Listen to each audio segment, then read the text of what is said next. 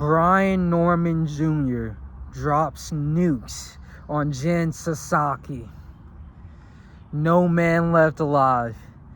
He completely wiped them out all 5 rounds. 5-round knockout, demolition. And even from the jump, Sasake came out throwing bombs. It looks like he was the first one to kind of bring that aggressive energy out to Brian Norman, and Brian Norman adjusted quick. One thing I saw is, yes, he was calm under pressure for like the first couple of seconds, but he dropped him in the first round, where it was from, I think, a counter uppercut. It was from some sort of counter where Sasake, he's just throwing them bombs, throwing. He's hitting like a Pearl Harbor, and then Brian Norman comes in, boom, nuked his ass. It was devastating. But one thing I will say, Sasake,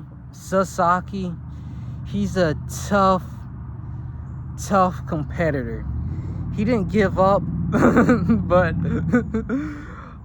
he didn't give up, his body gave up. That was a devastating knockout. If you didn't see that right hook, and he just cold out, nothing more to be said. He never stopped fighting, though. That's one thing I give him. I've noticed that, maybe this is just me hating, Japanese fighters are a lot tougher than American fighters. He never... Yeah, he got out of the way after being hit by some brutal shots, but he never gave up. He always stayed in the fight. He was doing, that shit when you're getting beat up, so you just try to up yourself. He was doing all of that, and he was coming back each time to fight. It never really faltered in mentally. Physically, obviously, he deteriorated, and I think that's inevitable with the shots Brian Norman was kind of throwing at him. It was inevitable that you will fall, drop, and collapse under that kind of pressure. But shouts out to Brian Norman. I wasn't sure or not if he could go against a Jaron Boots Ennis, but what I saw that night, and it was like at 4 or 5 a.m., what I saw that night was he had like a southpaw Philly shell. He's a tough guy. He got the skills to go against Boots Ennis. And I was under the impression Boots Ennis just knocks out everybody at 147. But Brian Norman showed that there is an adversary for Boots. And I don't think that fight's going to be made. It looked like Boots Ennis is at 154 for sure right now. He posted a photo. He looking all big, giant. He was always a big dude, but bulking up with that snack pack to go to 154.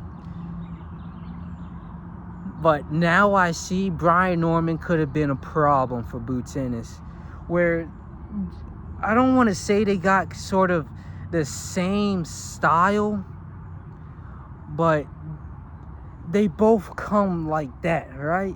That like Philly shell sort of defensive style. And then they both, where Jaron Boots Ennis at first had a more slick dodge and weave style. Now he's becoming more aggressive. Brian Norman already has that style. He's already like letting his hands go a whole bunch.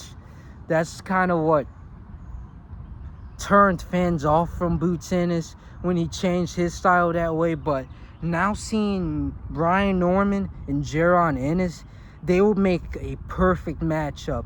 And it kind of sucks that it ends up where Jaron moves out of 154 because the fan reception of his new fan-friendly style isn't in the best light to people. People didn't really like it, but I liked it. But Brian Norman versus Mario Barrios could be made next. Ryan Garcia is moving up to 147 for some reason. Teofimo Lopez is at 147. Devin Haney is at 147, even though he can't take a punch at 140.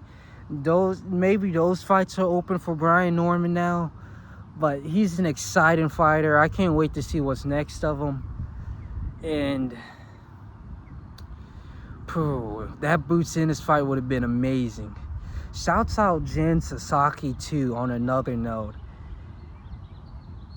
Yeah, he lost in front of his hometown, but he never gave up. He never gave up mentally. His body died that night, yes, but he never gave up.